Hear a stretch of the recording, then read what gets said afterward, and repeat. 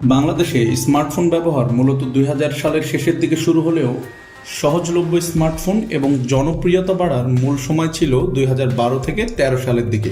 প্রথম দিকে অ্যান্ড্রয়েড স্মার্টফোনগুলোতে সাধারণ মানুষের সাধ্যের মধ্যে আসায় এর ব্যবহার দ্রুত বৃদ্ধি পায়, কিন্তু প্রথম দিকের স্মার্টফোনগুলো সাধারণ সফটওয়্যারের বাইরে এক্সট্রা কোনো অ্যাডভান্সড ফিচার দিতে পারতো না। বিশেষ করে আপনার মনের কথা বোঝার কোনো ক্ষমতাই ছিল না। তবে বর্তমানে অ্যান্ড্রয়েড ভার্সন 16 রানিং লেটেস্ট মডেলের ডিভাইসগুলোতে আপনার মনের কথা বোঝার একটা কৃত্রিম সক্ষমতা দেওয়া হয়েছে। ধরুন সামনে কোরবানি, আপনি একটা মোটা তাজা গরুর কথা ভাবছেন, অথবা ঈদের পরের দিন ফ্যামিলিকে নিয়ে কোথাও ঘুরতে যাওয়ার কথা ভাবছেন, কিন্তু কোনো ধরনের গুগলে সার্চ অথবা ইউটিউবে বা কোনো ব্রাউজারে আপনি সার্চ করেননি, কিন্তু সরাসরি আপনার স্ক্রিনে সেটার অ্যাডভার্টাইজমেন্ট চলে আসলো। কিন্তু কিভাবে? এরকম আরও অনেক বিষয় আছে যেটা আপনার মনের মধ্যে ঘুরপাক খাচ্ছে, কিন্তু ফোনের স্ক্রিনে হঠাৎ করেই দেখতে পেয়ে যান। বর্তমানে লেটেস্ট ফোনে আপনার স্মার্টফোন ব্যবহারের কার্যকলাপগুলোকে 3টি ভাগে ভাগ করা হয়। প্রথমত ভেনিউ ডাটা, দ্বিতীয়ত লুক লাইক অডিয়েন্স এবং সর্বশেষ ডিজিটাল প্রোফাইল। এই 3টা সিস্টেম আসলে কিভাবে কাজ করে এবার জেনে নিন।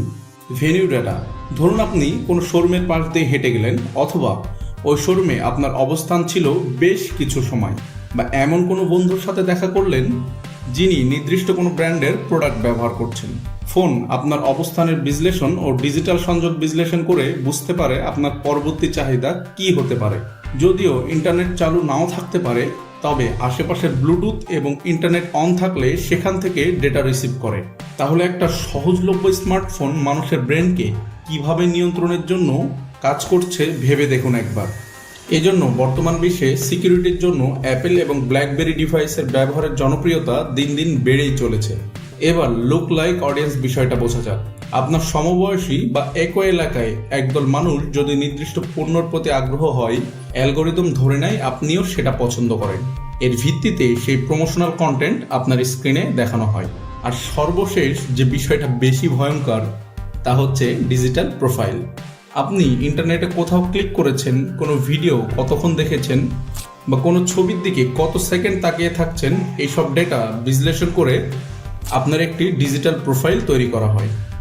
এমনকি বর্তমানে মেটা অ্যাডের নতুন অ্যালগোরিদম অ্যান্ড্রোমেডা, যার ফলে আপনার ফোনের পিক্সেলে কি কালার বা ডেটা দেখছেন সেটার একটা ম্যাপিং করা হয়। ভাবতে পারছেন কি, এত কিছু হচ্ছে কোনো নোটিফিকেশন বা রিমাইন্ডার ছাড়াই।